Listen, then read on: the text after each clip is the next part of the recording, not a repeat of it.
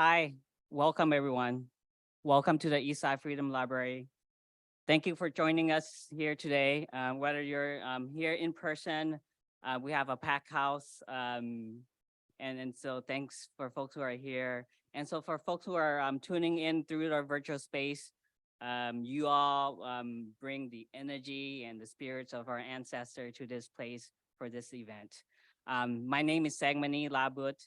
I am the executive director here at the Eastside Freedom Library. If this is your first time here, welcome. Please allow me to tell you a little bit about the Eastside Freedom Library. We are an independent nonprofit library.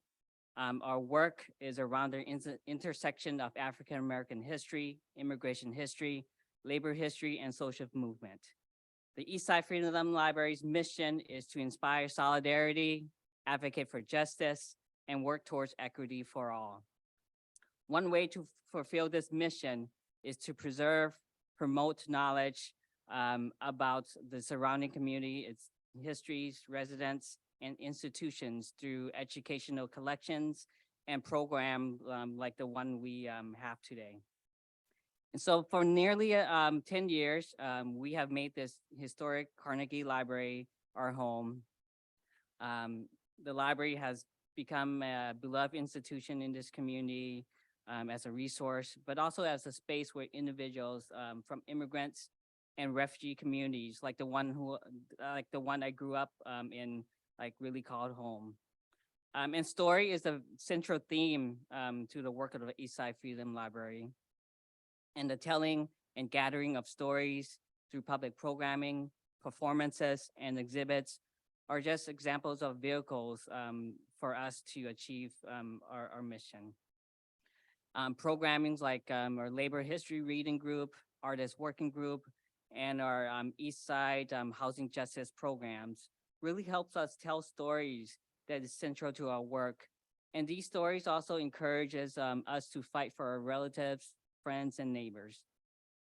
So in the coming months, we will be piloting a music series called Music Between the Stacks. So think Tiny Desk concert, but in the library space. You know, I think it's gonna be fun, and so please look out for information about that. So Music Between the Stacks is a program that we really want to promote local music artists by organizing and curating intimate concerts here at the library space.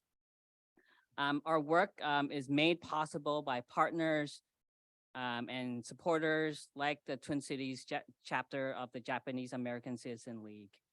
Among the many events and programs that we collaborate on together, we also have here at the library the Twin Cities Japanese American Citizens League collections of books and materials. Here to my left, you all can check that out here afterwards. Included in several other collections here at the library, there are nearly 600 books and materials related to Japanese and Japanese Americans' experiences. We value our partnership and appreciate ongoing collaboration with the Twin Cities chapter of the Japanese American Citizens League. So before we move on to our program, I want to offer a few technical instructions for our virtual audience. If you have any questions for our speakers at any time during today's event, folks who are coming in through Zoom, you can enter them through the Zoom's Q&A feature. If you are tuning in through Facebook Live, please enter your questions in the comment box with the letter Q in front of your questions. We have a team here that will be compiling those questions for our moderator and our speaker. And we will have time between two part of these programs to answer some of those questions. And now I'll pass it along to our partner and collaborator for today's event, the president of the Twin Cities chapter of the Japanese American Citizens League, Vinny Taguchi. Thank you. Thank you, Sang. And thank you to the Eastside Freedom Library for hosting us today on our Day of Remembrance. And thank you to everyone who could join us there in person and online. as we observe the 81st anniversary of when President Franklin Delano Roosevelt issued Executive Order 9066, which led to the wartime incarceration of more than 120,000 Japanese American women, children, and men without trial and as enemy aliens, even though most were US citizens. Today, we'll be hearing a special presentation by our guest speaker, Bruce Henderson, who will be sharing some of the lesser known stories from this period, as well as some of the unique connections to Minnesota. Afterward, we'll have some time for Bruce to take some questions from the audience, and then we'll turn it over to our panelists to reflect on what the Day of Remembrance means to them. So without further ado, it's my pleasure to introduce Bruce Henderson. Bruce is a New York Times bestselling author who has written more than 20 nonfiction books. He is also an award-winning journalist who has taught reporting and writing at the USC School of Journalism and Stanford University. And speaking of awards, he was recently honored with the Japanese American Veterans Association Legacy Award for his most recent book, Bridge to the Sun, which he will be sharing with us today. This book follows the stories of 6 young Japanese American Nisei soldiers who served in the US Army's Military Intelligence Service as part of the 6,000 Japanese American interpreters, translators, and interrogators who served in the Pacific Theater of World War II. Many of you in our audience may also know that the MIS language school, where most of these interpreters were trained, was moved from California first to Camp Savage and then to Fort Snelling, right here in Minnesota. So with that, Bruce, take it away. Thank you, Vinny. It's a real pleasure to be here, and particularly on this day of remembrance, an important day in history. I came across this story rather accidentally, I must admit. I was researching my previous book called Sons and Soldiers, which was about a group of young Jewish soldiers who had, as boys in the 30s, gotten out of Nazi Germany, in some cases sent by their families who themselves could not get out, and came of age in the United States. And at the time the war broke out, they were brought into the Army and utilized for their German language skills, and were trained by the Military Intelligence Service down in Pennsylvania at Camp Ritchie, henceforth known as the Ritchie Boys. Some of you may have seen 60 Minutes picked up this story and did a profile on a couple of the fellows who were in my book. And I thought that was extraordinary, that story. But while researching that at the archives, I came across something I didn't know, which was Japanese American soldiers, Nisei, were also trained by the Military Intelligence Service at a different camp and sent to a different school, Military Intelligence Language School in Minneapolis, or outside of Minneapolis, and were utilized and valued for their Japanese language skills in the war in the Pacific.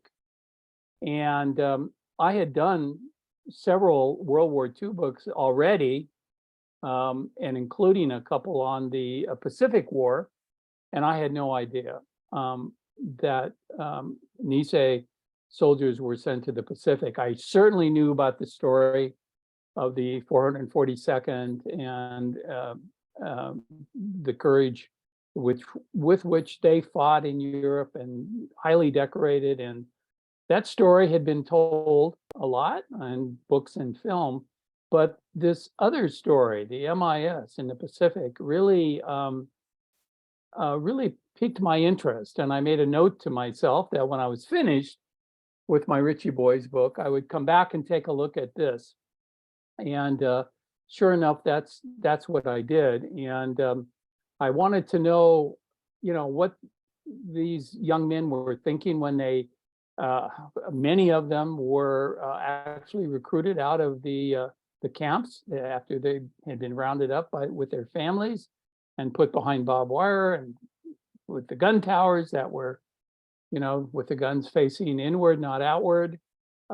how did they feel? You know, they were there because the Army initially said, we don't trust any ethnic Japanese, even if you were born in this country, which of course the Nisei were.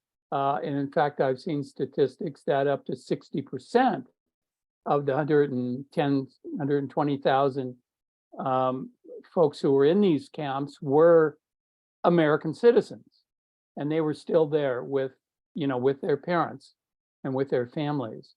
So they were being told initially that they weren't trusted, and they weren't trusted on the West Coast. A lot of military installations, you know, the government was paranoid about them doing, I guess, you know, being loyal to the emperor.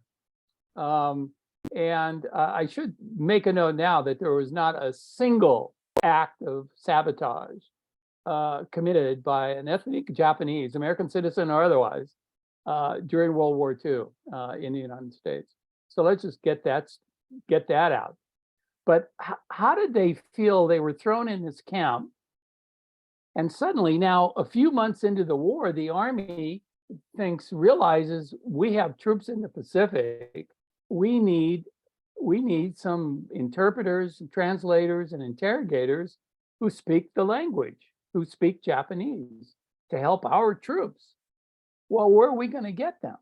Well, they're in the camps because they aren't trusted. Now, suddenly the Army comes into the camps, recruiters.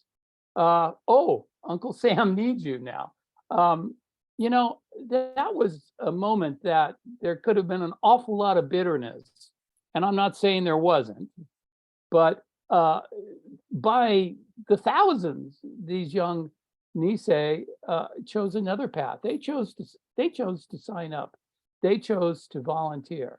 Many of them went into the 442nd and fought in Europe, but up to somehow 3,000 of them actually served in the Pacific as interrogators and interpreters there in 10-man, 12-man intelligence teams once they graduated from the language school, which was a 6-month course.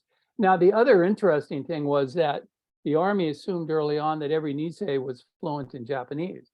Well, that was not really the case. That while they might have, you know, been able to speak enough around the house to talk to their parents, who were of course Japanese immigrants, in their own language, they went to high school and, you know, public schools. They were as American as anyone else, you know, at their high schools and their public schools. The Japanese who were most coveted by the Army were the Kibe. And of course, Kibe means a Nisei who's gone to Japan for a period of time, and it was not uncommon. The immigrant parents were sending particularly their sons to Japan for a year or two to go to school, to meet their relatives, to immerse themselves in their culture and the language, and, you know, then come back home. Kibe means returning. And they did, you know, many of them, of course, before Pearl Harbor, before the war broke out. Well, initially, anyone who had spent time in Japan and gone to school in Japan was the most suspicious in the eyes of the Army. But now, 3-4 months later, they become the most coveted. So there are really a lot of very interesting ironies in this story, because, you know, these guys who had gone to school in Japan, they were fluent. They could read, they could write, and they were able to do all of that, and they were attached to these small intelligence teams who were attached to virtually every combat unit in the Pacific, from battalion up, regiment, division, Army, Corps. MacArthur had 400 or 500 of them in Australia, and they were translating documents captured from the battlefields that were sent down to Australia, and some very key important documents that were captured by us were translated by our guys, and helped not only the Americans win battles, but help to save American lives. I chose 6, and that was a difficult decision, but I wanted coverage of the war, so I ended up, getting guys who served all the way from Adak, Alaska, down into Iwo Jima, Burma with Merle's Marauders, Okinawa. I mean, they were everywhere. All the iconic battles that you can think of in World War II, we had Japanese American soldiers there. In fact, one of my characters was at Iwo Jima, and he'd been loaned out by the Army to the Marines, and hit the beach with the first wave at Iwo Jima. And the call went out about the second day that the Japanese were stripping the bodies of dead Marines for their uniforms, putting them on to infiltrate our lines. And the word went out that anybody saw any Japanese in Marine uniform, go ahead and shoot them. And here's our guy, here's our interpreter, in a Marine uniform, obviously. Very dangerous business. War is dangerous to start with, but when you can get shot by either side, it makes it doubly dangerous. And in a lot of these island assaults, to prevent that from happening, the interpreters would be assigned his own bodyguard, a sergeant who would stay with him and make sure that if he came across some Americans who didn't recognize the interpreter, that he would, not be shot by friendly fire, as they say. Don't think for 1 minute that these guys were non-combatants. They carried M1s. Ray Matsumoto in the Burma carried a submachine gun and used it. And they were in places where there was really no such thing as non-combatant. I mean, you had to fight to stay alive and to help your buddies stay alive. So I chose these characters, and they were, unfortunately, of the 6, only one was still alive when I started. And he died shortly after I had an initial interview with him. But the only way I could have done these fellows to the degree in which I did, which is not only where were they, their military resume, if you will, but what were they thinking? What were they feeling? What were their fears? What were their, hopes and dreams? Was that they had sat down in earlier years for oral histories. And a lot of groups like Go for Broke, in the case of the Ritchie Boys, the Holocaust Museum, a lot of these groups have over the years, certainly in the last, say, 20 years, especially, brought in veterans to chronicle their story while they're still around and while they, still have their memories and whatnot. And they are really valuable for somebody like myself. I mean, I'm writing nonfiction. I don't make up anything, not any dialogue, not any thoughts in the mind, even though my books, I think, read like a novel. It's all true. And when it comes to writing history, what I really like to do is to tell a big story through the lives of the few who lived it. I don't want it to be anything like some of the history books I read in school, which could put me to sleep.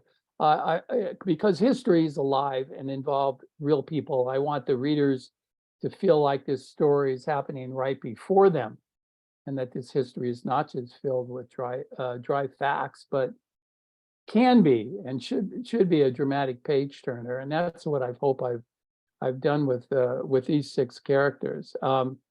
And I wondered if maybe, Vinny, we could put up photo 1.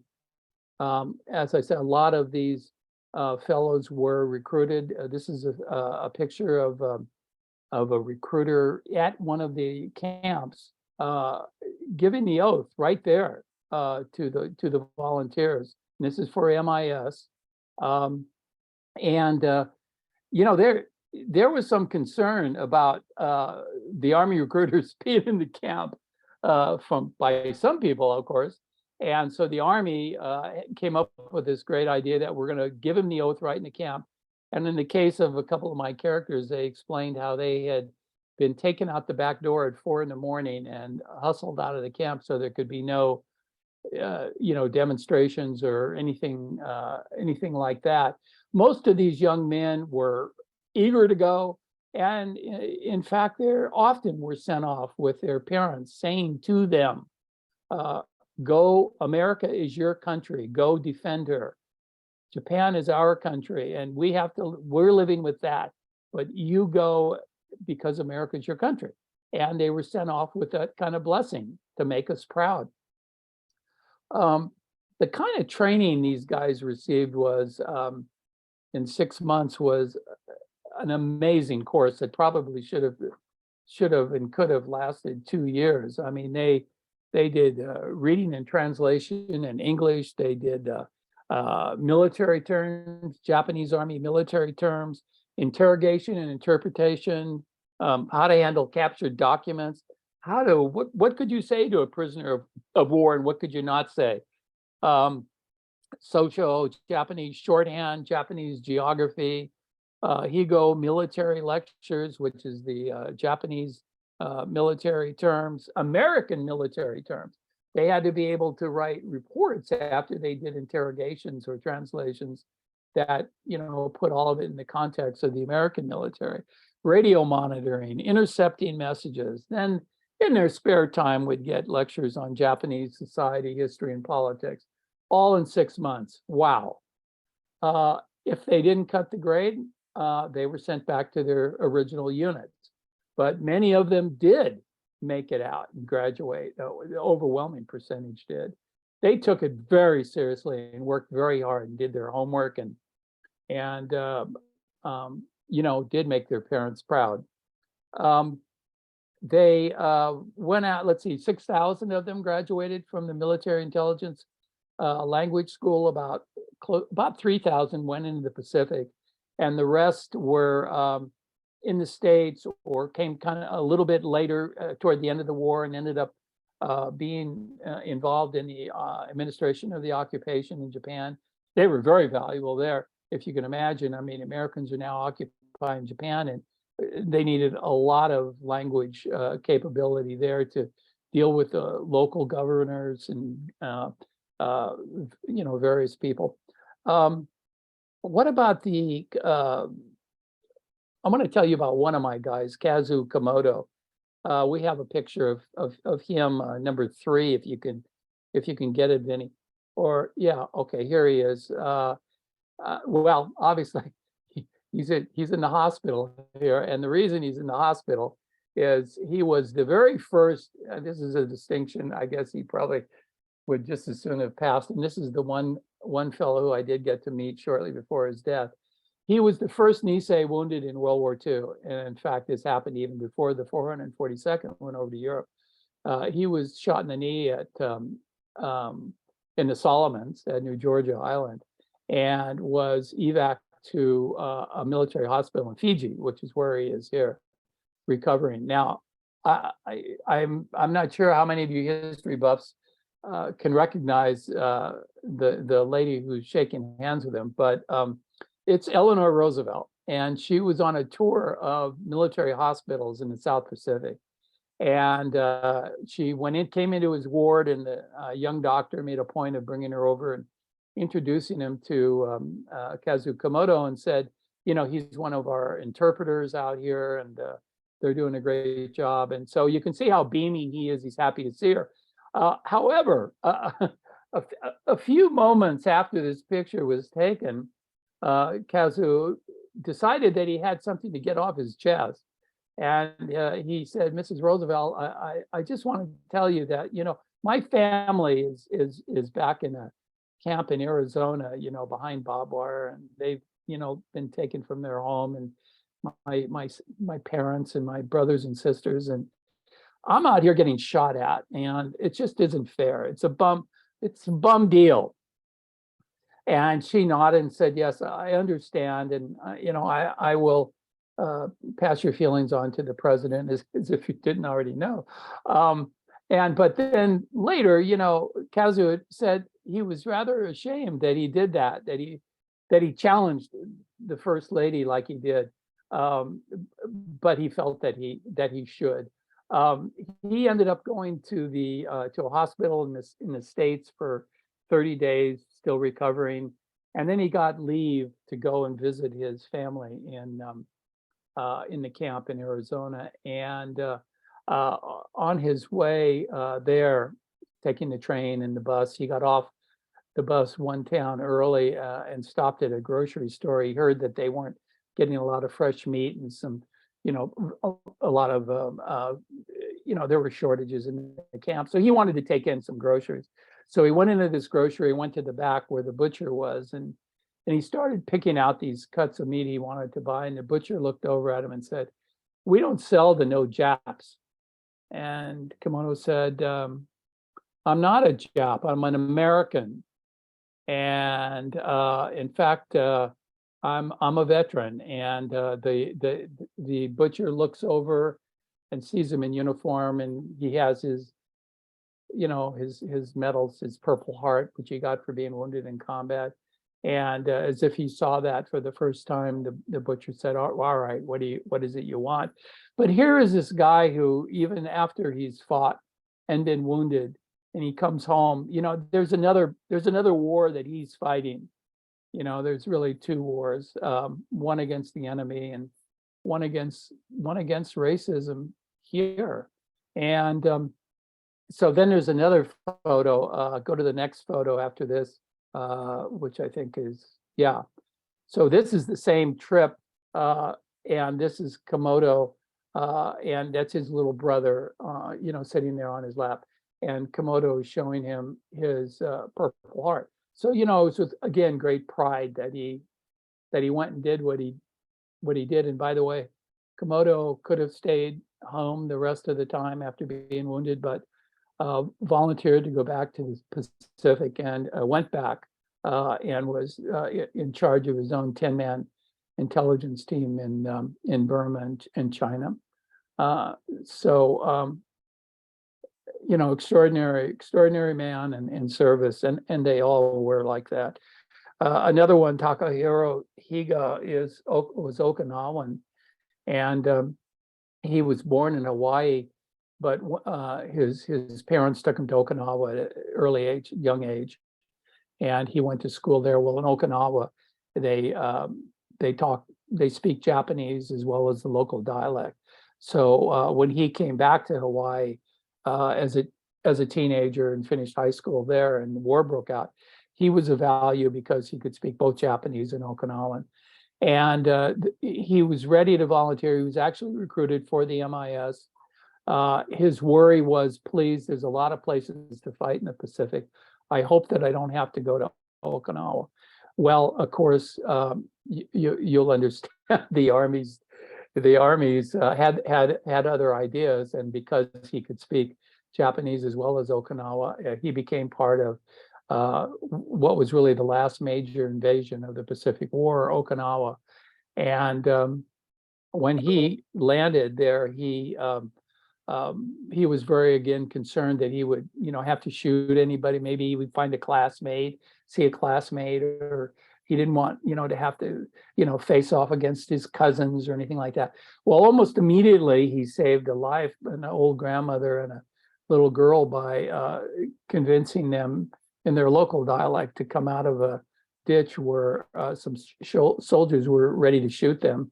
And that started for him this odyssey in Okinawa, if you will, going from cave to cave, trying to convince the civilians to come out and not go in there and commit mass suicide. They had been really programmed and brainwashed by the Japanese that if you're captured by the Americans are savages and you're better off, you'll be tortured and horrible things will happen. You're better off choosing your own time, going into a cave and dying with your family. Well, cave after cave after cave, Kazu Higa and the other men in his unit, who was actually his brother Warren, was on his own team. They just spent an enormous amount of time and effort saving civilian lives, and the division that Higa was with was later credited with saving something like 30,000 civilian lives. And so, you know, I want to kind of go to an end story if I can. 50 years later, and let's put up pictures, picture 5. And this is Warren Higa on Okinawa. So this is Takahiro's brother, and he's interrogating a Japanese prisoner there. And let's go to 6, which shows both of the brothers. And by the way, Warren ended up becoming a prominent banker in Hawaii after the war, and Takahiro had a career of his own there. Very well known folks in Hawaii. So 50 years later, Takahiro goes back to Okinawa, and the local paper does a story on him returning, and what his role in the war was and all of that. And it came out in the paper, and the next day the reporter called him and said, you know, before you go back to Hawaii, there's somebody here who would like to meet you. So they made an arrangement to meet in this restaurant. And Takahiro was sitting there when this older lady walked in with a younger woman, and they recognized him from the picture in the paper, and they came over and sat down. And the older lady said, I want to thank you. I was a young girl in my teens in one of those caves, and we were going to take our own lives. And I heard your voice, and I knew it was you based on what you told them in the paper, how you talked. You said, I'm an Okinawan boy. I'm in the U.S. Army. We will care for you. We will feed you. I am Okinawan. Trust us. Come out. And even though at that particular cave, as he did in a lot of caves, he didn't have time to see how many of them came out, because Takahiro had to go on to the next cave. But she said, I came out and you weren't there. But the reason I came out was because of you and what you said to us. And I want to thank you for my life. And the younger woman said, and I wish to thank you as well, Mr. Higa, because I am her daughter. And if you had not saved her life, I would not be here today. So he went back to Hawaii, realizing that he never fired his rifle once on Okinawa, but he really felt that he'd served his country, and he'd also done what he hoped to do, which was save lives in the war. I just want to wrap up and say what are my takeaways from having written this book, Bridge to the Sun. I think it was, as I say, I found out about these fellows partly by accident, but and I feel it's a very special and sorely needed time in this country to have a book like this dramatic, inspirational, poignant story.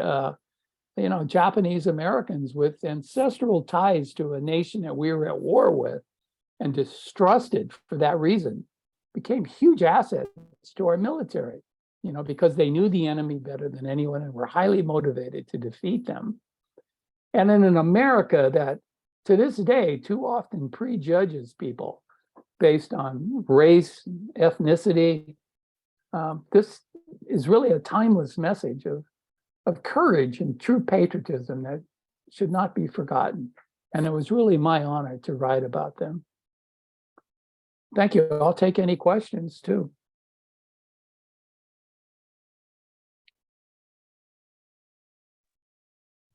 Thank you, Bruce, for that informative presentation and for helping to share some of these stories through your book. As you acknowledged, there are many inspirational projects that have been going on through communities like the Japanese American Citizens League and resources like Densho and the Japanese American National Museum that have gathered these oral histories as best we can. But still today, you know, most of us growing up haven't heard these stories told in our schools. We hear maybe one paragraph about the wartime incarceration of Japanese Americans, and that's it. But as I was reading your book and some of your other books, something stood out to me about the way you tell your stories, that you really dig into and emphasize the nuance and the ironies that happen with the characters' experiences. And some of that was mentioned in your presentation today. Whereas some war histories may try to glorify the individuals, just showing the courage and the bravery, it seems like you really take the extra step to humanize them and show the discomfort that they feel and the things that they wrestle with. There was one scene in particular that stood out to me where Grant Hirabayashi, as a soldier, visited his family incarcerated at Tule Lake, and then he's reflecting on how his cousin, the famous Gordon Hirabayashi, had followed a different path and taken a principled stance against the incarceration. And Grant was reflecting on how there was more than one way to be patriotic, which is a conversation that still today the Japanese American community is having, trying to reconcile these different and, on the outset, maybe opposite ways of being patriotic. So I was wondering how you came about developing this writing style and why it seems that you feel it's important to include these details. Well, to me, that brings history alive. And not every oral history is equal. And not every person who's interviewed is willing to dig deep. I mean, some people, don't want to go that deep. And some people who ask questions in oral histories don't ask those kinds of questions, like, what were you thinking? What were you feeling? Or how did you feel about your parents being in the camp when you were, so, there are, in my book, there are good oral histories and there are great oral histories. I mean, they're all important, I think, because the veteran has laid them out. But, so I need that kind of material. And that needs to, the thing about the age now that they're at, in the old days, 3 books ago, I could go out and interview these folks myself. For example, on the Ritchie boys, 4 of the 6 were alive. And in fact, 2 of them still are today at 100. And so I went and spent days with them, taping them, breaking bread with them. And you get that kind of intimacy, if you will, and that kind of information from doing that. But with World War II, we've lost so many of them, there just aren't that many around. And that's why authors like me now need to rely a lot more on these archival kind of interviews. But no, that, to me, that is so much more important than what battle were you in, and how, I mean, I need to put it in the context of that battle for Iwo Jima, for example. But what is striking to me is that we have a guy who's in a Marine uniform, and at a time when the Marines have been told to shoot people like in Marine uniforms. I mean, so I try to personalize it, and it just brings it home to me. Definitely, thank you. So as a reminder to everyone who's watching here today, we've got some folks in person, we've got some folks online. Please type in your questions if you have any, and I'll read them out to Bruce. Or if you're in person, they have some microphones that you can go up to, and we'll get a signal over here on the virtual side. But we have a few questions that have come in already. So Tom Kurihara was asking for some more information about why the MIS project was so unknown. Was it classified during the war? Was it not circulated as widely when the classification was lifted? Or what can you tell us about that? Yeah, it was absolutely classified during the war, and for good reason. We did not want the Japanese army to know that we had those kind of language skills in the Pacific. The Japanese were fairly arrogant about their language. They felt that it was it is a difficult language, particularly to write and read, but they felt that Westerners, for the most part, would not be able to, to decipher what they were saying. So a lot of their military messaging in the Pacific ended up being uncoded. They didn't bother to code it because they just felt that, the Occidentals weren't going to be able to understand it. Well, we had the guys out there who could understand it, and very quickly, because we had these teams very close to the front lines. as well as in the back doing stuff with MacArthur, but up front, you know, in the battlefield where there's diaries of a division that's been, you know, that's been in a fight, and you can pick that up and take that right back and get an immediate translation on what their how many men they have left, what their morale is like, are they getting food, ammunition, really important stuff for our guys to know. So yeah, it was held secret, and I've had a number of them tell me that when they were discharged, they were reminded, you were military intelligence service, that you are still under, you know, an obligation not to reveal what you did. And a lot of these fellows went to their graves without even talking to their families about what they've done. I've been contacted by a lot of families since my and relatives since my book came out, saying, my dad was one of those, but he never talked about it. And now I understand what he was doing. So yeah, it's true. Absolutely, thank you. And Steve Ozone was asking, could you mention the names of the 6 soldiers that you profiled? Yes, well, Grant Hirabayashi and Tom Sakamoto, another very interesting guy who I opened the book with, who was actually one of 3 or 4 Nisei who was on the battleship in Tokyo Bay when the surrender was signed. And Nobu Furie, I'm probably not pronouncing that right, but he was actually not only at Iwo Jima, the guy that I had mentioned, but he was at in Alaska, which I thought was a very interesting campaign, and I wanted to get some coverage of that, and he was up there on that. And then Roy Matsumoto, and I should say Grant Hirabayashi and Roy Matsumoto were both in Merle's Marauders, and boy, did they see a lot of that fighting in Burma. And then Kazu Komodo, who I mentioned, and Takahiro Higa. So that would be 6. Yeah. Thank you. Next, we have a question that might be a little challenging, but feel free to answer it as best you can. So this question comes from Jonathan Kent, and he said he found this information very illuminating, and he's asking, how do we go the next step to better educate and break through the ignorance that some in this country have regarding the lessons that we can learn from these experiences, especially when some of those who perhaps would benefit the most from this education may be the most resistant to learning about it? Boy, I wish I had the answer to that. I'm sure we all do, but well, I'll tell you, and I have my fingers crossed right now, but we're in discussions with a top producer in Hollywood for a limited series about the MIS, and that would be great, I think, because it would be a way to have 4 or 5 characters, their stories going through 8 or 10 episodes, and I hope it gets done. And the power of the screen, little or big, is impressive. So maybe that's another way we can have this book get the message out a little bit more. Absolutely.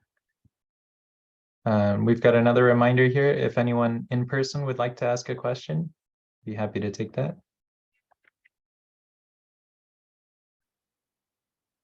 Otherwise, I was curious, so since you mentioned the incredible strategic advantage that America had in being able to understand the language that the Japanese military was speaking during the war, do you have any idea about why some of the other Allied armies that were also fighting against the Japanese seemingly didn't use the same advantage? You were mentioning how one of your characters was assigned to support the Canadian military because they didn't have their own interpreters, even though they also incarcerated Japanese Canadians during the war in their own camps. That's a good question, and I don't know the answer to that one. The British too, for that matter, over in the Southwest Pacific. Well, heck, even our Marines and Navy didn't have. After Pearl Harbor, the Navy didn't allow any Japanese on the naval base there. I mean, I understand there were thousands of civilian Japanese working in the shipyards who lost their jobs. And as of December 8th, I mean, they were not allowed in the gate. So, in fact, a couple of the guys who shipped out with the Marines for one of the invasions was not being allowed through the gate at Pearl Harbor. The contingent of the Nisei doing the interrogations and stuff had to work downtown in Honolulu we used to be an old furniture store because they weren't allowed on the base. So they were doing their work there, and then somebody would take it to the base. But so these guys were supposed to report for this ship that was leaving in the morning, and they were stopped at the gate by the Marine Guard. No, there are no Japanese, even in uniform. No Japanese Americans were allowed on that. And so one of the guys turned around, the other guy said, well, hell with that. Let's just not go. If they don't want us, let's not go. And well, what a Navy officer stopped by, happened to be coming through, and he agreed to walk with them and escort them to the troop ship. So they were able to go out with the Marines. But I mean, that's pretty provincial too. Our own service, which needed them, but at the same time, you can't come through here. Yeah, definitely some tricky dynamics. I think that definitely persisted beyond World War II, but I hope some very important conversations that we can have even today. So we've got another question from Peter Ratchleff. He's asking, how were these soldiers received over the long run by their families and community? Were they looked to as leaders, or did they seek to become leaders, or sort of put it all behind them? Well, that's a good question. From what I've been able to say, and I must say, I saw the same thing with the Ritchie boys, which was interesting. There are some very interesting parallels. The Ritchie boys had to overcome some prejudice, Jewish soldiers in the war, and anyone with a German accent, which they had, they were in American uniform. So they had that kind of prejudice. But I think the Nisei by and large, and gosh, I hate to generalize, but I found them to be, they came back after the war, they went to school, they got jobs, they got married, they raised a family.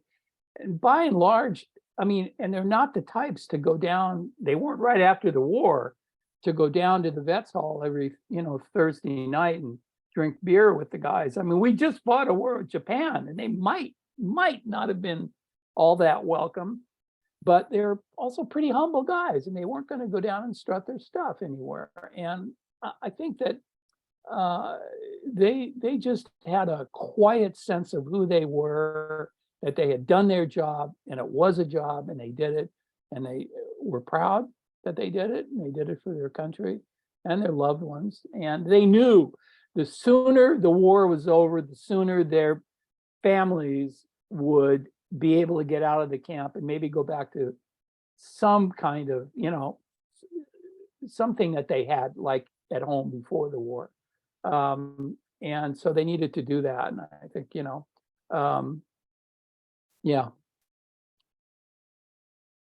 Thank you. I think that's a great place for us to end it, unless there are any in-person questions.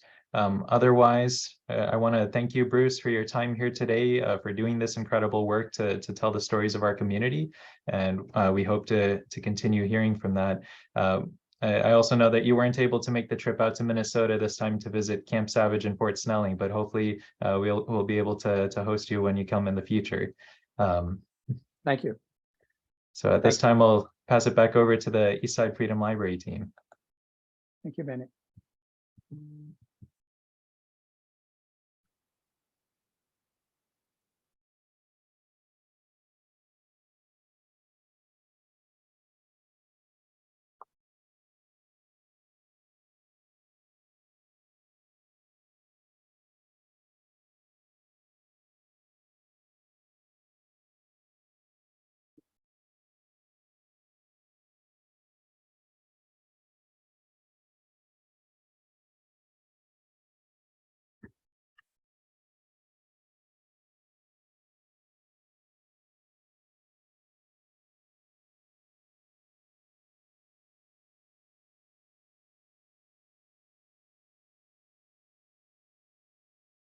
So since we have a minute, I can begin introducing the next part of our program. We're going to have a panel with several individuals who are going to be reflecting on what the Day of Remembrance means to them. And that's going to be moderated by Yuichiro Onishi, who is a professor at the University of Minnesota. Thank all of you. Oh, and here we have the feed. Oh, I see. Yeah, we're good.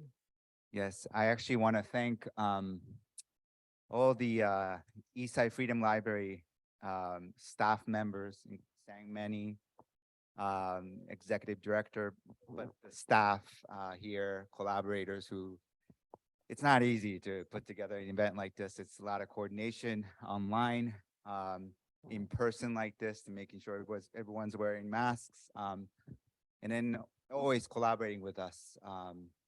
I'm a member of the Twin Cities chapter of Japanese Americans Citizens League. I'm on the education committee. So each year we bring together community members to observe this important date.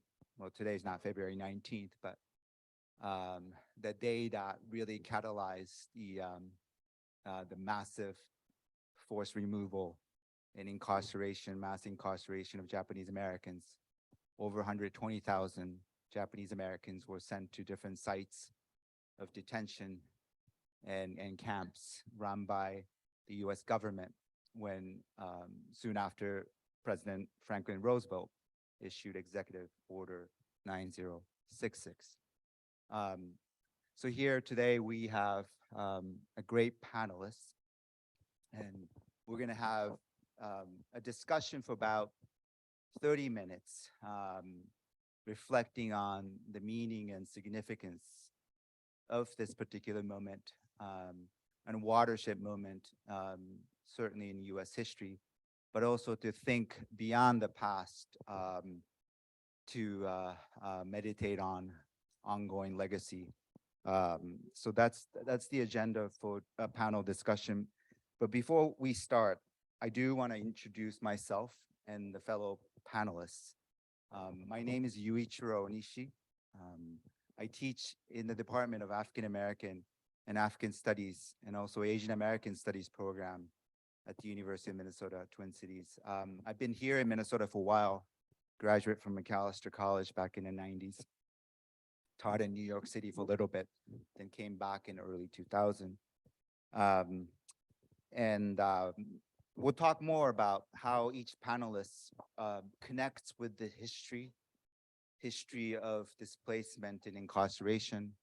But my connection is very little. I am one of the, what we call now, Shin Issei. I came to the United States in the 80s. I'm a product of, I'm not proud of it, but Reagan era in the mid 80s. And I was part of the Japanese corporate migration and investment in the United States, and I ended up staying here.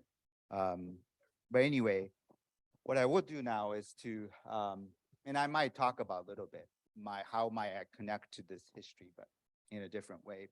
But I do want to center our panelists. I want to start with Sally Sudo, my dear colleague.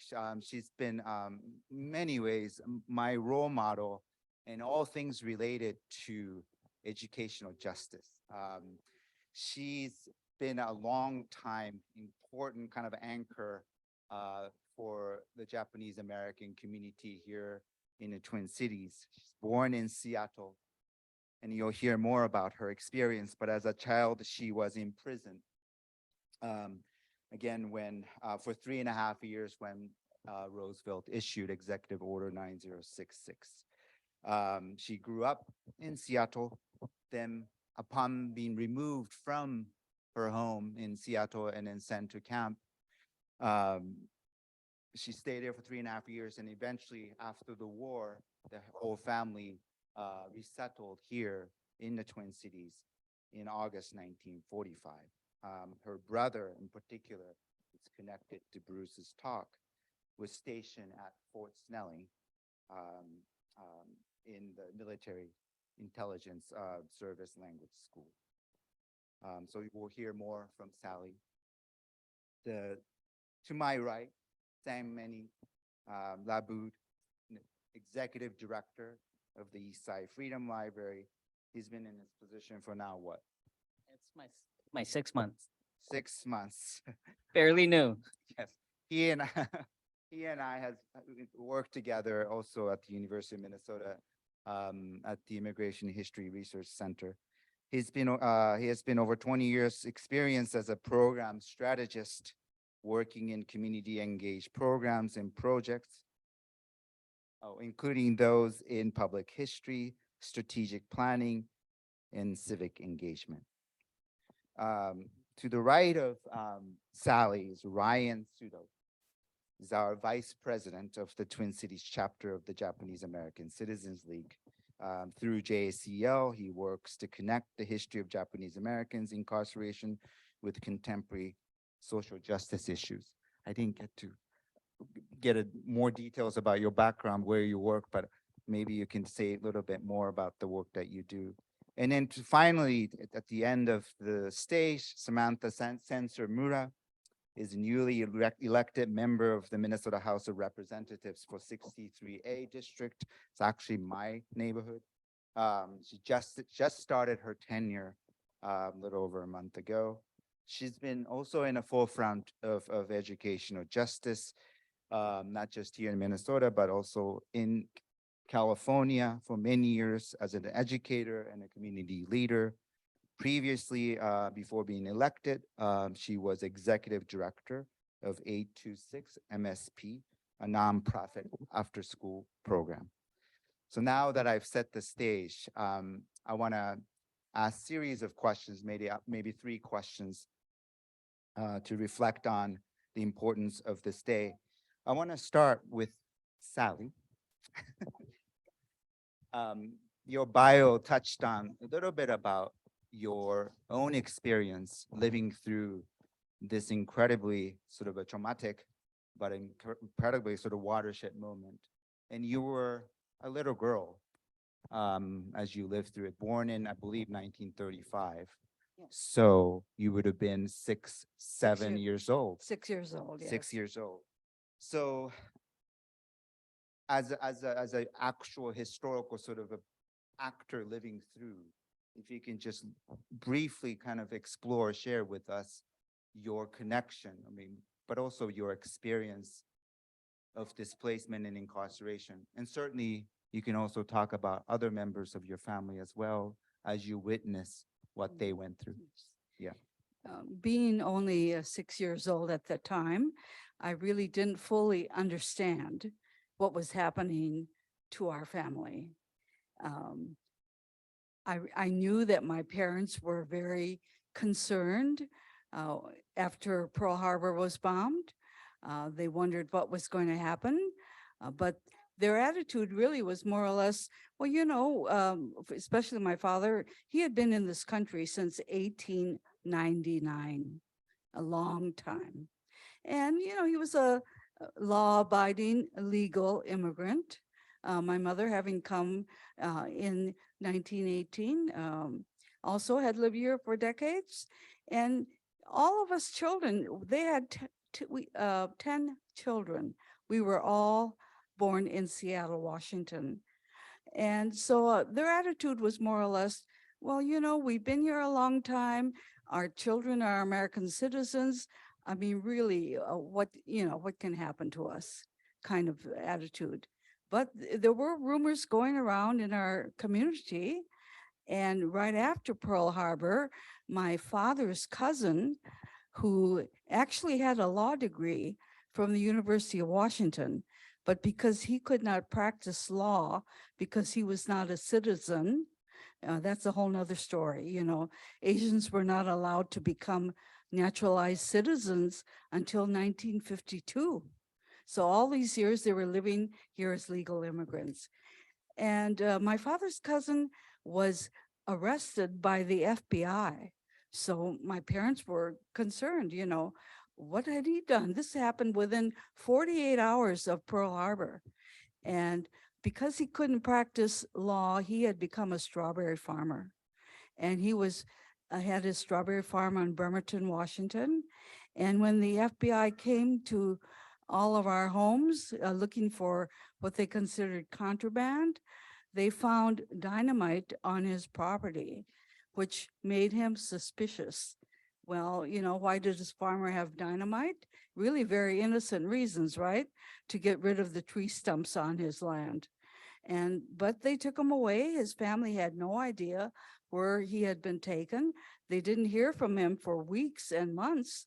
And so my parents knew, you know, that something's going to happen, because just think about, you know, Yamashita-san, if they could do that to him, and he had been here just as long as my parents, they started to worry.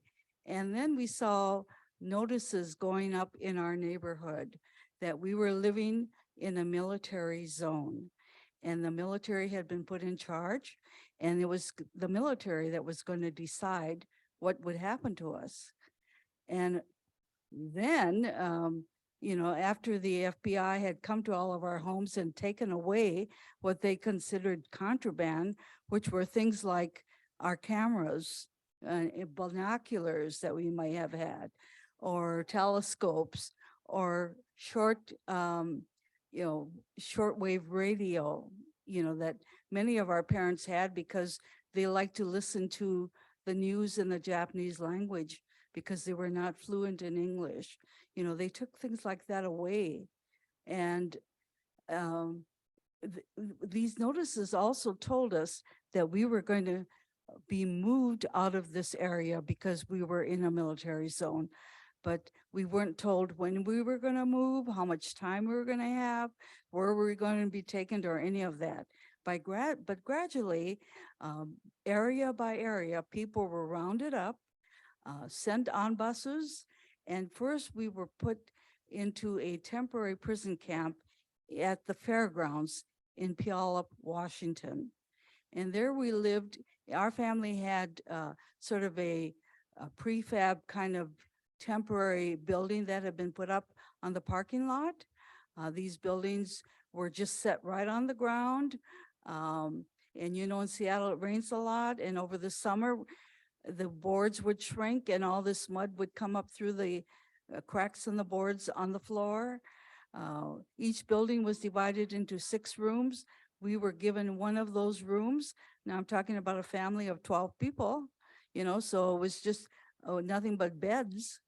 And for our sanitation needs, we had to go to outhouses that were constructed, very primitive, just rows of boards with cutout holes for the toilets, rows that were set back to back. So you were sitting on one side and somebody might be on the toilet right behind you. Really, no concern for our own humanity, I would say, really treated less than human. Other people were housed in livestock buildings and in the horse stables. And this is how we were accommodated through the summer while we were waiting for our permanent camps to be built. And then by the end of the summer, it was actually early September when we were finally moved to our permanent camp in Minidoka, Idaho. And that's where I ended up spending the next 3 years of my life in a very desert-like remote area of Idaho where no one had ever lived before. Again, our housing was very primitive, really unfinished buildings where we just had the studs and the boards that the building was made from in a piece of tar paper on the outside to protect us from the outdoor weather. And there in Idaho, the weather varied from 110 degrees in the summer to 20 below in the winter. And coming from Seattle, we really didn't have the clothing for that kind of climate. But we lived and made do what we could make, you know, and this time we were given 2 rooms for our family. So there were 6 of us in each of the rooms. The size of the rooms were about 20 by 20. So I would say 400 square feet for each room that we lived in. And again, our sanitation was a common area where we had to go for the toilets and the showers. Toilets with no partitions, just open, row after row. Showers that were so close together that you could touch the person showering next to you. Now, I'm only 6 years old, so I'm not as self-conscious about my person, but our family ranged from my youngest brother, who was 3 years old, to my oldest sister, who was 22 years old. So I think it was really a humiliating experience for my older sisters, especially teenagers, having to go through something like that. But this is how I went through first, second, and third grade in this camp. It's important to, I guess, highlight here what Sally just rendered. She gave us stories of the first generation Issei's experience, and then also she told the experience of Nisei's experience, second generation. Now I want to turn to the two panelists, and I'll come back again to saying who do not have the concrete or specific connections to this history, specifically the history of Japanese American incarceration. So I want to turn to Samantha, who is the fourth generation, right? Japanese American, and then Ryan is also fourth. Oh, you're fourth. Okay. So then we'll jump to third generation. I'm sorry, but we should have comprehensive representation here. But I want to jump to the fourth generational, sort of offer generational perspectives, and have them ruminate on the meaning of, I guess, generally speaking, the Day of Remembrance, but also your connection to this history specifically. Yeah, thank you. Yeah, thank you. So I guess I just want to start by saying thank you, Sally, for your words. And my grandmother, who passed away pretty recently, was also born in Seattle and was in camp in Minidoka, but she's not a storyteller like you are. So I really appreciate hearing that experience. Yeah, I mean, when I think about my connection, I, like was mentioned, I just got elected to the Minnesota House of State Representatives. I'm really proud to be the first Japanese American elected to the legislature in Minnesota. Thank you. I was, kind of surprised when I found out that I was the first Japanese American elected to the legislature. We don't have a large population here in Minnesota, especially compared to other parts of the country. But as was mentioned in the previous presentation, and I've been learning about more recently, we do have a long history here with especially the soldiers that were here in Fort Snelling. And so to think about a community that's been here a long time, but is lacking that representation or lacking that voice, I feel really honored, and I feel the weight of stepping into that role. I think when I think about the internment camps and kind of the trajectory, of my family and how that has affected and molded me and kind of and what I have chosen to do, I think about, I guess, number one, just from a very young age, having, learned about that history, and that history is part of my family. I think just knowing the weight of what it means to make public policy and the way that public policy can drastically change people's lives. I mean, I think all communities have examples of this. I think it's something, that most lawmakers know, but I think there's something about having, the trajectory of and history of your family just really changed within the signing of an executive order within a very short period of time, and how that still lives with us today, as a Japanese American, a lot I get, like, how are you in the Midwest? How are you in Minnesota? Right. But it's because of public policy, right?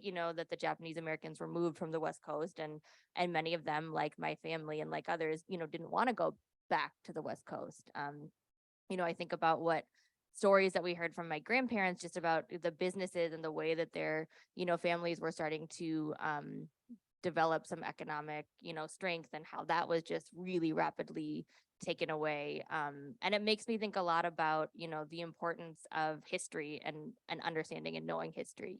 I still meet adults who don't know about internment, who, know that there was an internment in Europe and don't know that we did the same thing here in the US. And so it makes me think about the need for us to be continually telling that history. And I think it also makes me think a lot about the weight of what it means to make public policy, and how do we make public policy that's not from a place like it was with FDR, from fear or, and I guess one other thing I'll say is I think, coming out of the internment camps, I think there's, and I've seen this within my own family, like a few ways to kind of take that experience. I think there's one way to take it that says, I am going to go on and try to be the best American that I can to prove everyone wrong.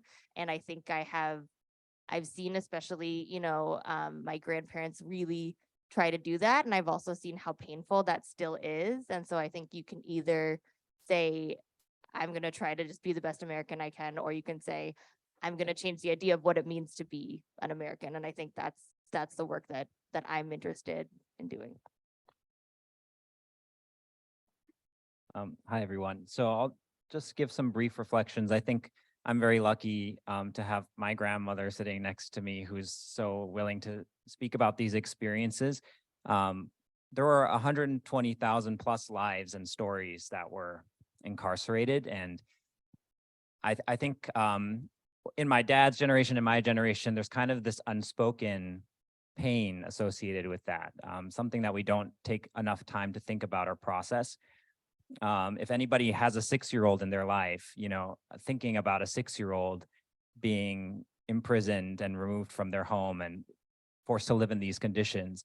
And when that somebody is, a matriarch in your family and somebody who's cared for you your whole life, and you think about that person going through that experience, it can bring back, or it can bring up a lot of painful memories and responses in our younger generation. So I want to start with that. I think about kind of what this generation, my grandma's generation, went through when you are imprisoned just for being a Japanese American, just for your identity, which is something you can't change. How do you respond to that? The thing you did wrong was just being the person that you are. I would think a lot of them would respond by saying, well, if this is the identity that got me in this horrible condition in the first place, the only response to that is to kind of get rid of that identity or stop associating with that identity, be as American as possible, as Representative Sensenmoore was talking about. So there's a lot of loss in our culture as well. The fact that a lot of people in my generation don't speak Japanese at all in our homes or with our families. We don't have a strong association to Japanese culture or cultural practices. We're asked a lot about it, and sometimes we try to fill in and bring up, at least for me, I'll say, oh, maybe we had soba noodles at New Year's, but a lot of it feels performative because we've lost like a real connection to that history and identity, and that was something that was taken from us. It was intentionally stolen from us. And how do you reconcile that as an American citizen today? I think that's the work that we're still doing right now. And trying to reclaim that identity is a long process, and sometimes it doesn't feel completely genuine, but I'm really lucky that we have people still around to tell these stories, to keep working on that. Thank you, Ryan, and thank you, Samantha. I want to turn to Sang Meny, and Sang Meny here on this panel. So the person who's not directly connected to the history of Japanese American incarceration, but I want him to reflect on the importance of this history from where his own sort of distinct position and experience of living through displacement. So I want to turn to Sang Meny. Thanks, Shuich, and thanks everyone for being here. Thanks, Sally, for sharing your story. Can you put it up? Thank you. Can you all hear me back there? All right, it's wonderful. Where do I begin? So I feel like I'm here physically because I am a product of war, right? I am a product of empire building. So, you know, I'm a refugee from Laos. I came to US when I was 3 years old. Backtrack a little bit, you know, during World War II, Japanese forces building empire in Southeast Asia. At the time, Laos was a colony of France, right? So Japanese forces came in, exile French colonialists, and really encouraged the Lao folks and folks who live in Laos and Southeast Asia on this national movement to gain independence, right? And so as part of gaining independence struggles, war with France, but also U.S. involvement in the war in Southeast Asia. You know, I mentioned earlier, I'm a product of that war. I'm a product of the empire building from different nations, right? So as a kid, our family lived in a refugee camp for nearly a year. I was 3 years old. And as a kid, everything's fun, right? Like I do remember running around different camps, different sites of the camps, but also some of the things that we had to do, line up for food monthly for food rationing, you know, worry about sanitation. I tell my kids now that when I was 3 years old, I had to walk through a forest into an empty field just to use a bathroom, dig a hole, right? To be blunt. And so those are some of the conditions that we had to go through, and then what I had to go through as well. And really, as a 1.5 generation Lao American, some of these memories, I'm not sure if it's my own memory as a refugee or memories that was developed based on some of these stories that my parents have told me, right, during those struggles. And again, there's, you know, we stayed in a refugee camp. We've moved to processing center near Bangkok, and later on moved to a processing center in the Philippines. And so the Philippines was an ally of the US, and really created refugee camps, processing center in Bataan, Philippines, right outside of Manila. And so I was about 4 then, attended schools. It was segregated by ethnic groups. The Lao was in one group, Cambodian, Hmong was in another section, Vietnamese were in another section, right? And so eventually, you know, came to the US. There was a bunch of medical exams that had to happen. We had to take chest x-rays, make sure that no one had TB. I remember going through the examining section as a kid, and like the invasiveness of medical exams to adults, right? They had to strip naked. And so at least that is, I felt like that's my own memory, seeing that and figuring out like how some of these refugee resettlement process happened in those countries in order for us to come to the US. Yeah, I'll leave it at that. I have more to say later, but I'll just leave it at that. Yeah, I mean, from sort of academic standpoint, you know, this history, Japanese American experiences have been studied, examined, analyzed in various ways, as maybe the Bruce has done and other historians have done, to kind of chronicle the everyday experiences. But there are other sort of more kind of analytical stuff that has come up that really looks at how do subjects like Japanese Americans who were essentially, I mean, it's a massive breach of rights as a citizens, what they went through, and essentially thrown into this sort of a legal black hole of rightlessness. I mean, if you do not have those rights as citizens, there's this book called Personal Justice Denied. If you cannot even hold on to your personhood that's connected to justice, which is define who you are in a given civil society, How do people hold on to some semblance of what they are after being thrown into camps and after their rights are denied and completely abrogated? And I think that the studies around incarceration, and of course, we don't have to talk about the world in which we live, the society built around mass incarceration. I think the Japanese American experiences continue to have an enormous sort of a pulsating quality, not just because of the terrible things that happen, but about the stories of survival, about the stories of resilience, about the stories of relationship building and so forth. And that's where I go to as well. And I have to admit that I actually knew very little about, I am trained as a scholar of African American history. And of course I do Asian American history, but I have to say I learned so much from being in education committee in JACL. I mean, these folks are incredible historians, you guys. They do nitty-gritty work of going to archives, preserving their own family histories, and their connections with this history. But I wanted to turn to, again, Sally here, because I know for Sally, Day of Remembrance is not just a single day. I mean, you've done so much in terms of educational work.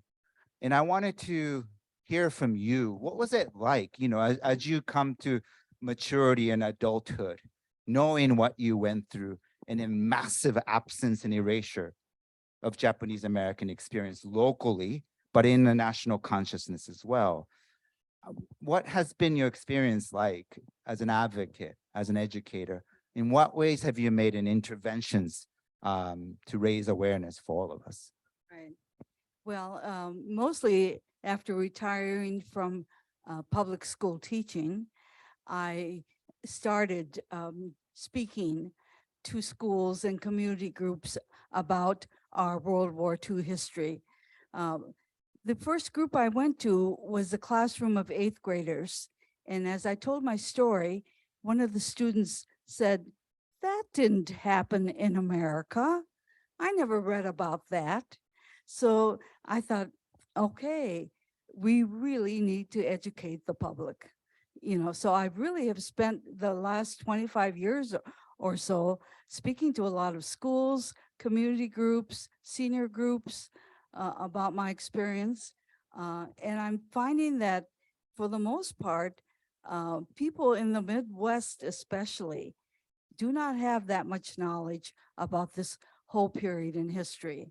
It probably is different on the West Coast, where I think the Day of Remembrance is mandated that it be taught every year in the public schools.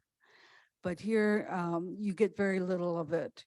And so I myself, I must say, I really kind of grew into this because everybody I knew had gone through this experience. So I thought, there was nothing that unique about me. When you think that the actual number is 125,284 people were incarcerated because of Executive Order 9066. And at that time, the population of the United States was a little under 130,000. So we're talking about what, 95 or more % of the whole Japanese population was put in these prison camps. So I knew that, at least all the friends I had growing up in basically, in a camp like that, were going through the same experience I was.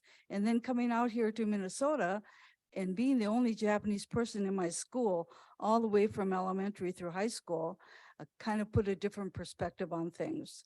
And the way it affected me personally was it made me ashamed of my own culture. I got something out of David Mira's book called Turning Japanese, when he says, if you're put in prison for shoplifting, when you come out of prison, well, you just stop your shoplifting. But what do you do when you get put in prison for being Japanese? I think for most of us, the answer was we try to be as American as possible. And that's why so many of us took on Americanized names. Like my legal name is Shigeo, but I've gone with Sally all of my school life. You know, that happened to many of my brothers and sisters as well. So for me, the Day of Remembrance is not, as you said, just a day to remember, but I think it's so important to keep telling our story so that people understand our history. I mean, not only our own people, but, you know, the public in general, because it really shows how easily a person's civil rights can be taken away by the stroke of a pen. You know, it was only an executive order that started all this, right? It didn't have to be passed by any laws of Congress or anything.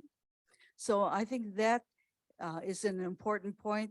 And not only that, but we really have to open our eyes to see that really discrimination against Asian Americans has not gone away.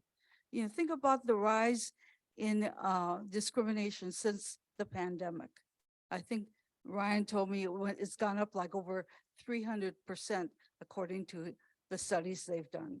So this is something we always have to be vigilant about. I want to, yeah, Ryan and maybe Samantha too, if you can reflect on, as Sally just has done, why it's important for us to continue to reflect on and discuss this history in the present. You talked a little bit about the legislative connection too, but what I wanted to actually have Sally talk about is that, I mean, I was kind of enmeshed in social studies standards. I know it's a hot topic, but Minnesota State social studies standards, and it's ongoing. There's this whole effort to expand ethnic studies perspectives and curricula.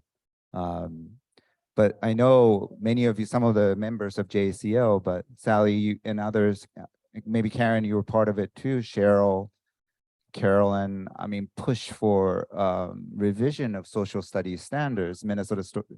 So at the 8th grade, or I forgot the grade level where Minnesota history is focused, and fought very, very hard to put the Japanese Americans' presence here in the state of Minnesota, and to put the story of military intelligence service language school in the curriculum. And that's huge, you know, huge an effort. But I want to turn to Ryan and Samantha, just have you both reflect on, you know, the importance, why it's important to continue discussing this history. Sure. I mean, I think more recently, the same type of, you know, tropes of disloyalty, suspicion that impacted my grandma's generation are still used to villainize other communities in the United States. After 9/11, we saw a huge uptick in hate crimes and hate speech towards Muslim Americans and even Sikh Americans as well. There were people murdered, and that rhetoric continues today. A rhetoric of disloyalty against our Jewish neighbors, against the Chinese community. I think there's a law in Texas right now being proposed to ban Chinese immigrants to this country from owning land and enjoying other rights of immigrants. So this is something that we have to keep an eye on. And the more that this story is told, the more that we can apply it to issues that we're seeing today. And like my grandmother said, it's only a stroke of a pen away. But I do want to hear from Representative Sensormura, who is also the lead sponsor of the ethnic studies legislation in the Minnesota legislature this year. So, yeah. Yeah, so I'm also slightly enmeshed in the social studies standards, probably not as deep as you. You know, I guess I just wanted to say something, and then I'll connect it to ethnic studies, but in relation to what Sally said about, you know, a student in a classroom saying like, we did that. And it actually makes me think of a story that my dad tells about so his father used physical discipline on him. And when he told my aunt that, who's 10 years younger, she said, oh, my dad would never do that.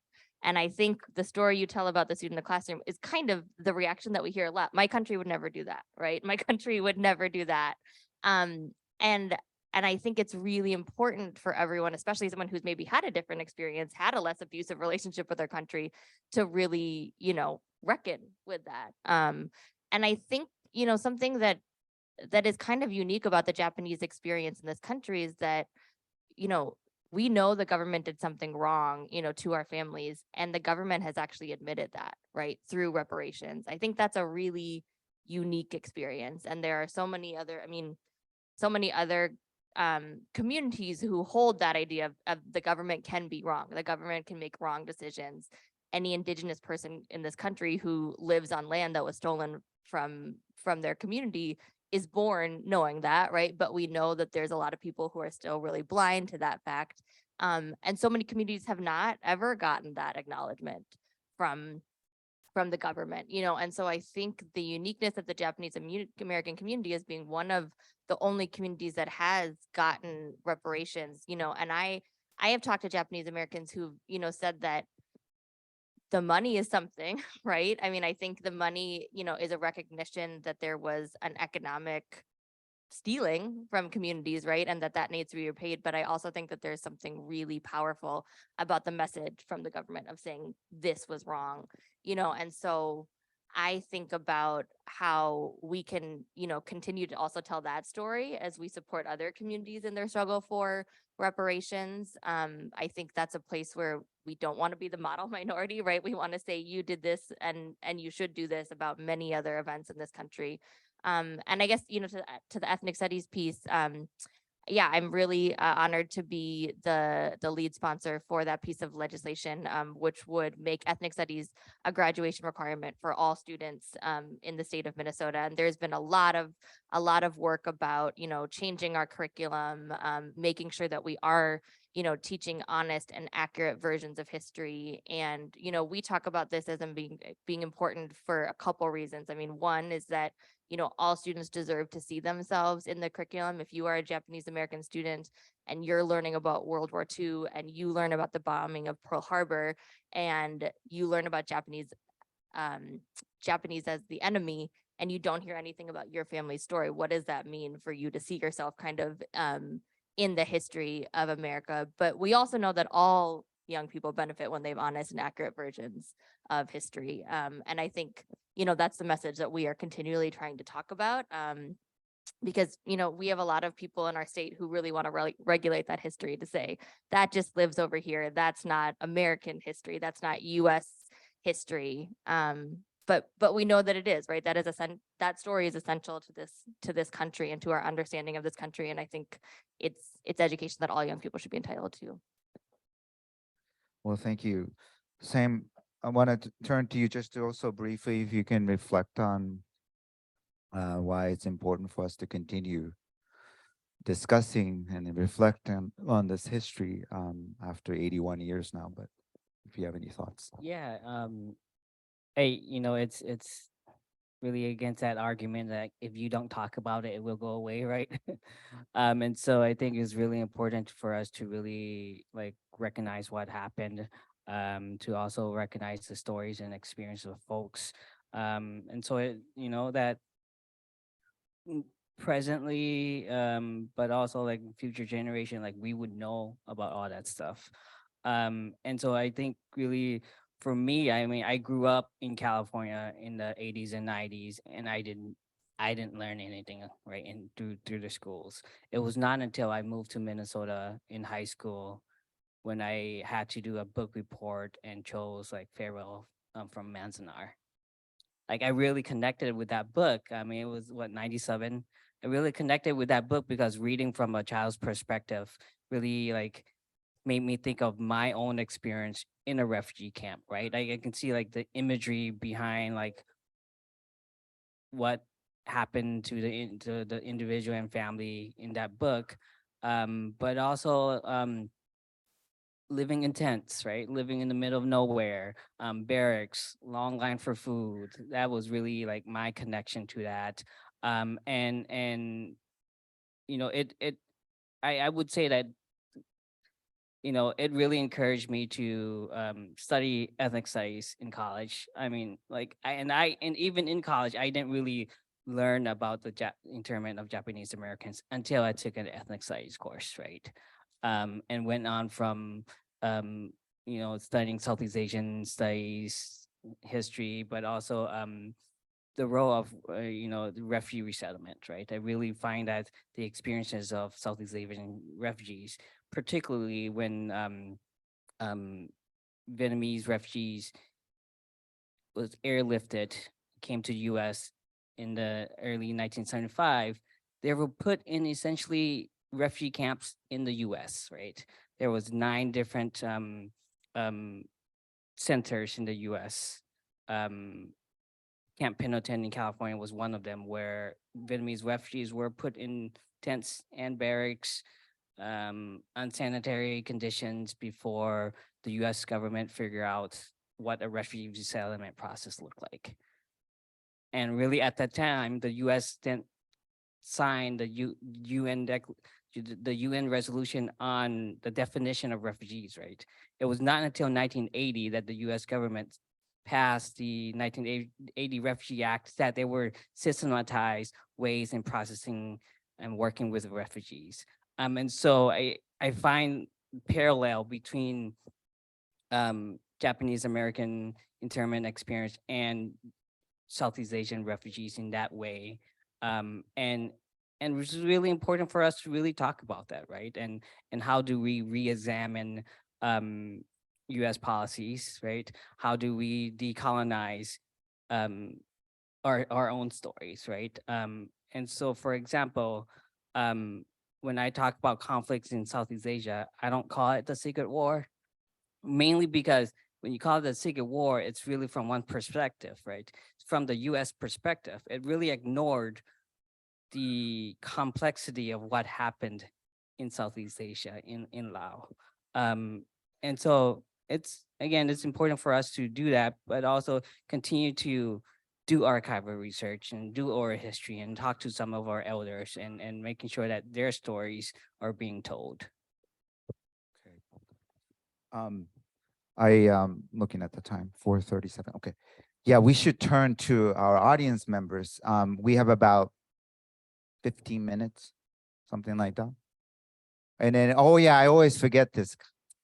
We have Zoom people too. So I'm so sorry. I don't see you. So I don't know, but I know you're out there. Thank you so much for joining the session.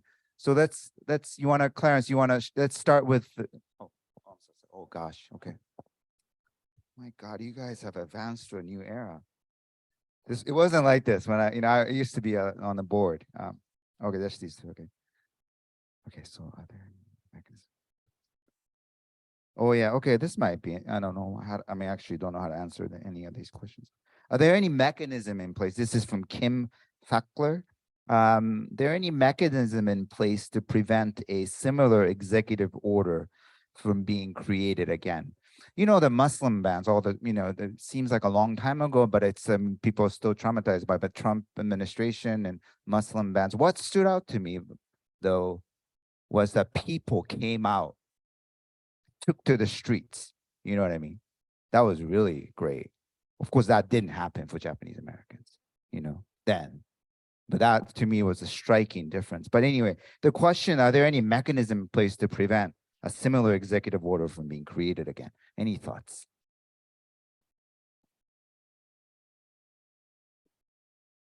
This is not a technical answer, but I would say education and voting are the mechanisms that we have to keep that. I don't know that I think there can at any time be a consolidation of power. I think that we know that consolidation of power is a lot easier when people are afraid. I think we saw some of this during COVID, right? So I don't know, I guess about like legal or legislative, but I think it's everything that we're talking about. Yeah, my understanding is that a lot of that would be up to the courts. Of course, there are some famous Supreme Court cases that reinforced Executive Order 9066, and today I would assume the court system would also have judicial review over similar things. Whether or not that's a reassuring answer for folks is maybe up for debate.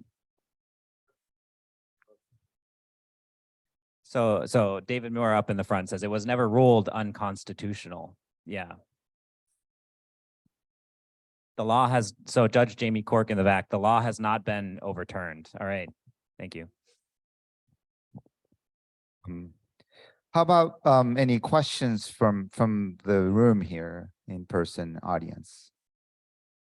Yeah, we have a question here. Do you have a microphone? Oh, we don't? Oh, okay. Well, no.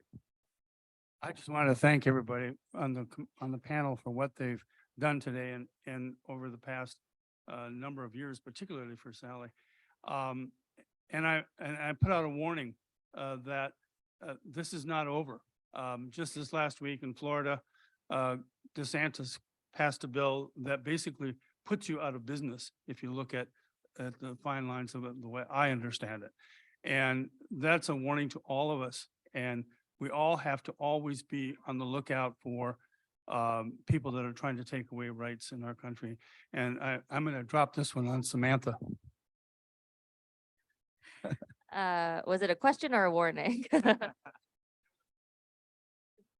Yeah, I mean, you know, we are not that far from those kind of things in Minnesota. You know, I know that there were in the Minnesota Senate last session, there were some hearings about critical race theory, you know, and so I'm sure that as we go through this process with ethnic studies, that, you know, is going to come up.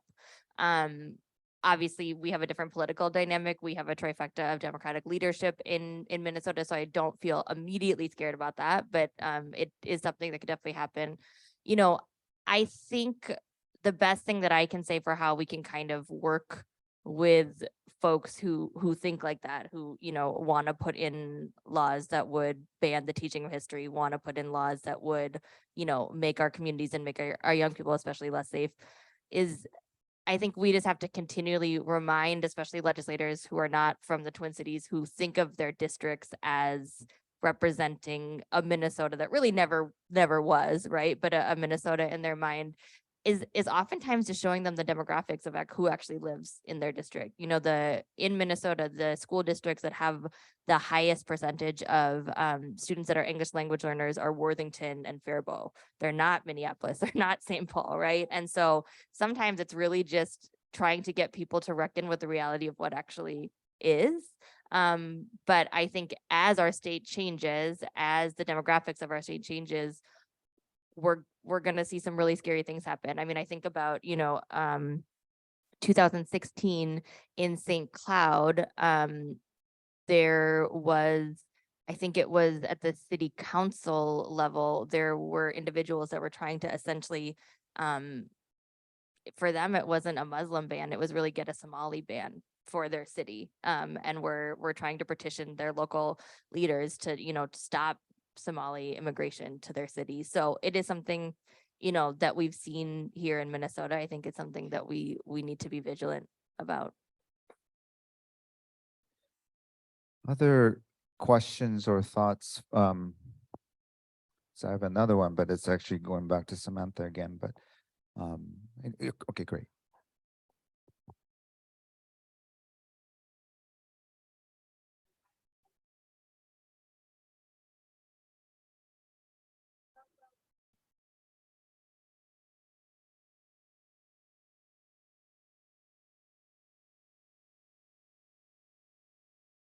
Sally?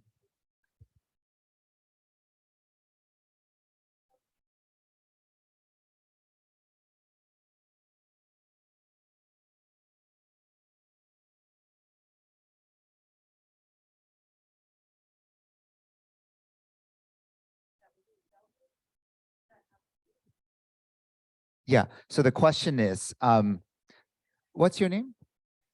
Raylan? Laylan? Raylan, is that right? Okay, so the question is, she identifies herself as an indigenous person, sort of reflecting on this history. The question is, when Japanese Americans enlisted or served in the military segregated unit to fight in a war against Japan, the question is, were some of those Japanese American soldiers sort of felt conflicted or sort of ambivalent about fighting against the country that was also their sort of, their parents' ancestral sort of a homeland. So that was the question. So the Nisei soldiers fighting against Japan. I'm sure that they were conflicted, for the most part, is the 442nd, which was the fighting unit, were sent to Europe specifically for that reason, so they wouldn't face their Japanese ancestors. And it was the MIS that was sent to the Pacific, mainly to do the kind of translation work and interrogate prisoners of war and that sort of thing. But I'm sure there was an occasion where they had to confront somebody, that was ready to kill them or whatever. And there must have been conflicts.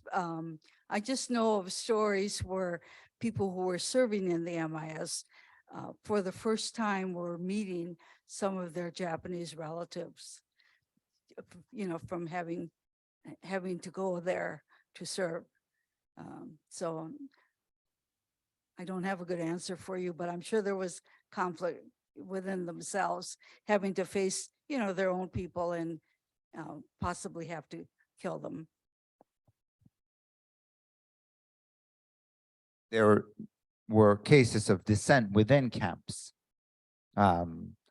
So because their rights as citizens were completely, obviously taken away and abrogated, and that the dissent grew within the camps, and they did not necessarily, it's not that they are sort of aligned themselves with Japanese empire or anything like that, but in part because of their sort of experiences of being taken away everything, and particularly the Nisei, the first generations, were subjected to interrogation, particularly questionnaire. They're subjected to answer the questionnaire and to give up their sort of allegiance to Japanese empire, which would make them become completely stateless subjects.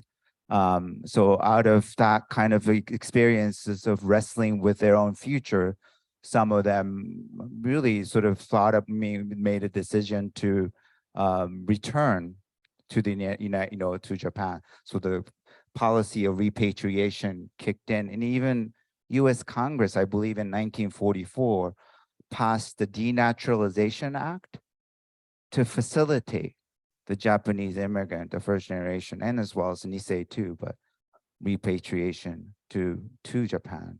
And I think it's a very complicated question, I think, what you're asking, but let me see. There are a couple other questions here. This is actually kind of, well, let me see. This is from, one more question, I'm sorry. Yeah.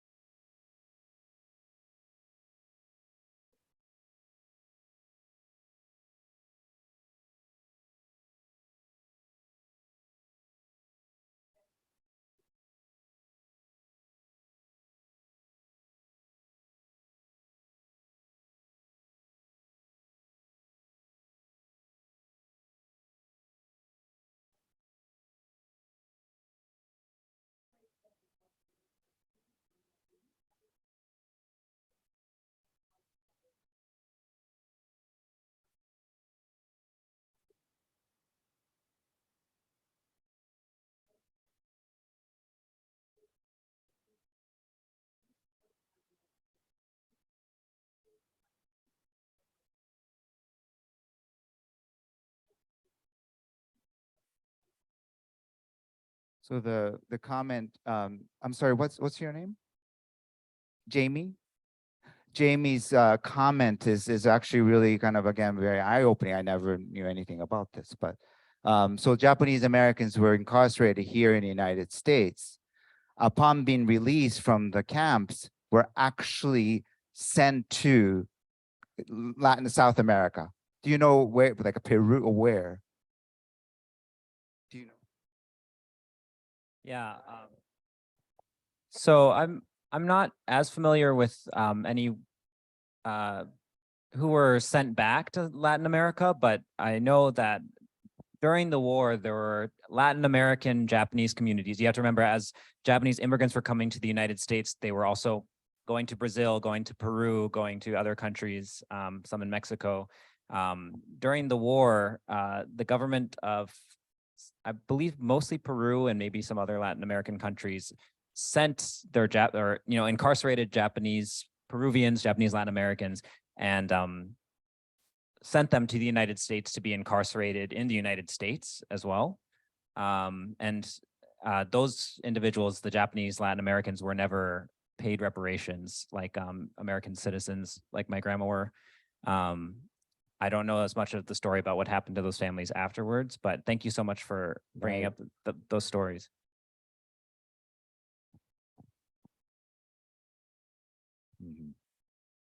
Okay.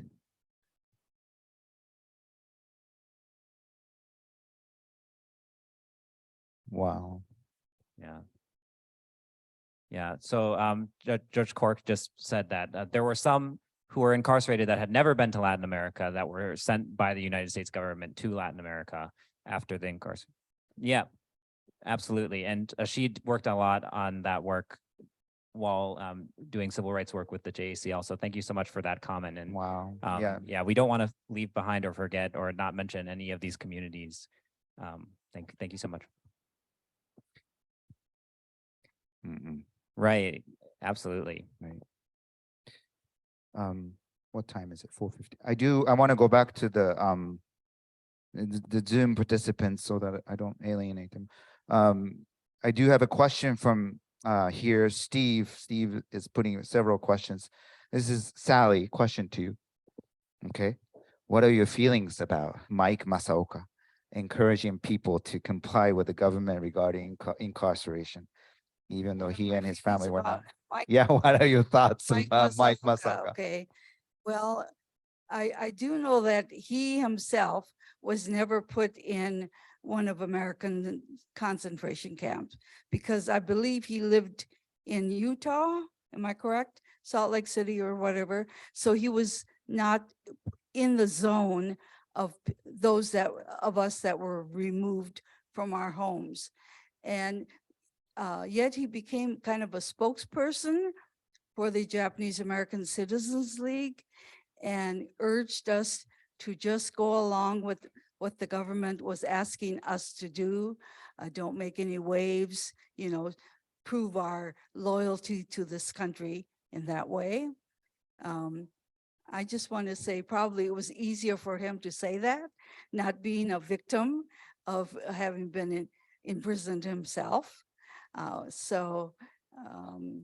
I know that there are conflicting feelings about him having served as a leader or a spokesperson for the Japanese American community. See, I know there was another, Krista in the back, the question.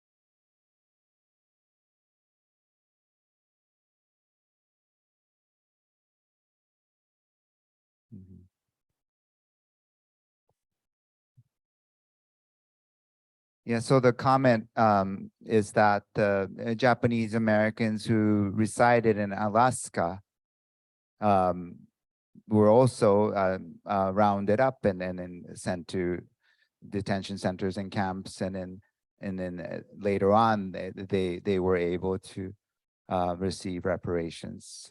So that's another kind of a little, not little, this is just little known stories of many dimensions of, I guess, the Japanese American wartime experience. I think Krista's referring to the indigenous Aleutian Islanders from the Aleutian Islands. So people without any Japanese blood, but indigenous to the Aleutian Islands that were also incarcerated. And is that correct? Yep. Now, I see. Okay.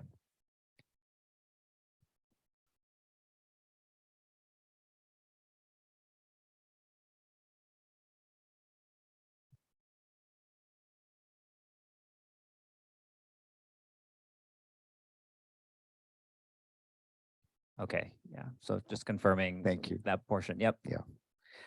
Just a comment from people in Zoom. Crystal City, Texas. I think going back to the case of South American, that's where the detention center. That's where South Americans were held to be used for prisoners exchanges. Is that right, Sally? Yeah. So I just wanted to, and that's, I think, the Crystal City is where all the sort of the experience, I mean, the cases of detaining or family separation policy, I think that was the site of also in the present, the places like Crystal City, Texas, I believe. So then the past is sort of very much resonant in a different way in the present. But maybe we should wrap up. 4:56. Other sort of a last comment or question from audience or the Zoom? If not, we will, oh yeah.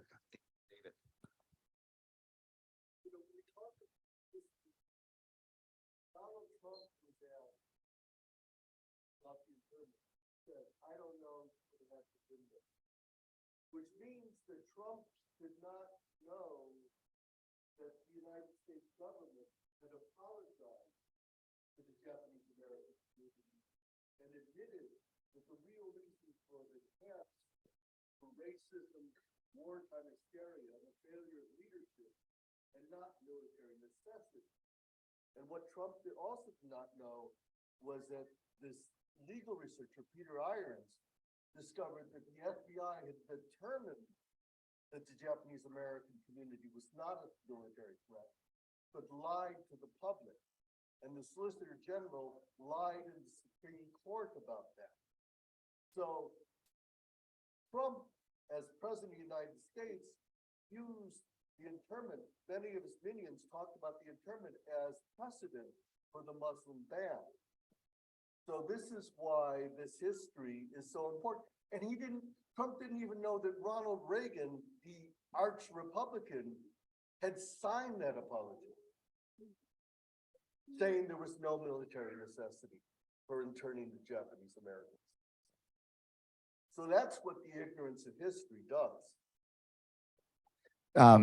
Just to kind of, to the people in Zoom, David Mura just commented on the sort of the implications of what he called the ignorance of history, specifically pointing to the Trump and administrations and it's utter sort of lack of sort of historical awareness or knowledge about what had happened to Japanese Americans, and then of course carrying on the policy much like what had happened to Japanese Americans in the 40s in a wartime period. And all the more we do need to work hard and study hard and dig deeper into this history, because it could happen and it will happen, and we have to stay vigilant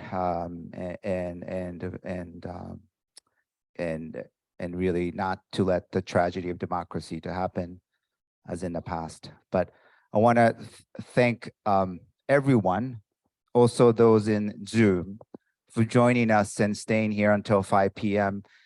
Maybe we can mingle a little bit, but I want to thank all of you, and then continue to support Eastside Freedom Library. Thank you again, everybody.